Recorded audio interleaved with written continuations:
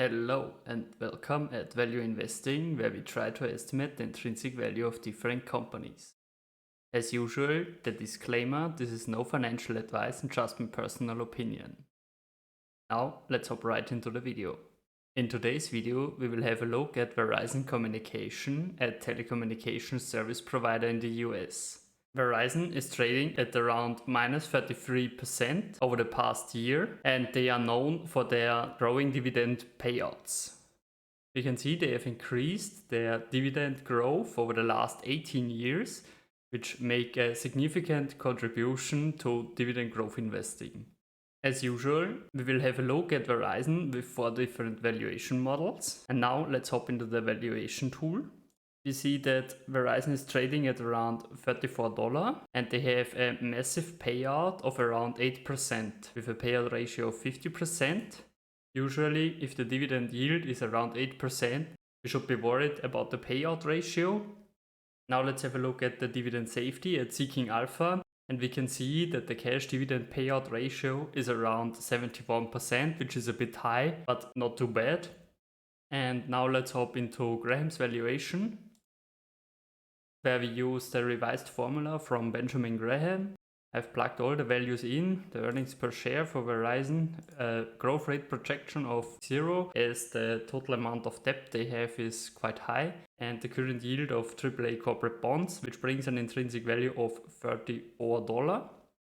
Now let's have a look at the multiples valuation, where I have used Comcast Corporation, Vodafone, T-Mobile US and Orange as a comparable company. I would like to use AT&T, however they have negative earnings per share, which means that the price earnings multiple would be negative, and thus is not a fair comparison.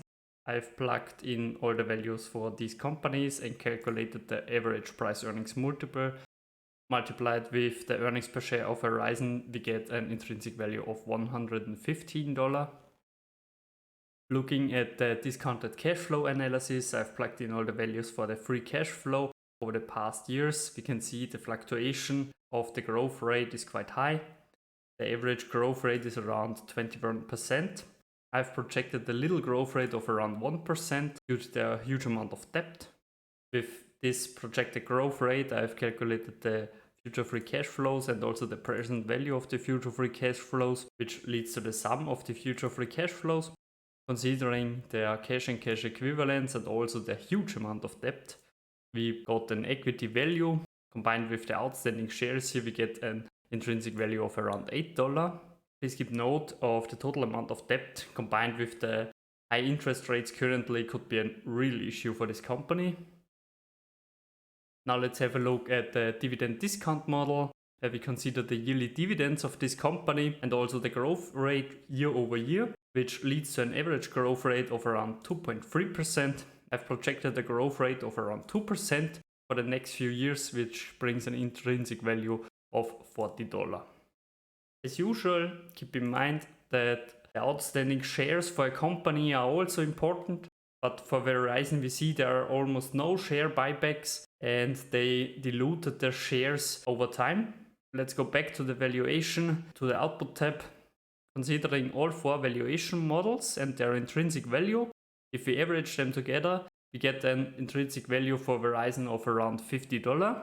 Considering the current trading price of around $34 and a 20% margin of safety, we are still in the acceptable buy range. We could even increase the margin of safety to 30% and we would still be in the acceptable buy range. I would be interested what you think about this company and also in the future. Please leave a comment down below and thank you for watching.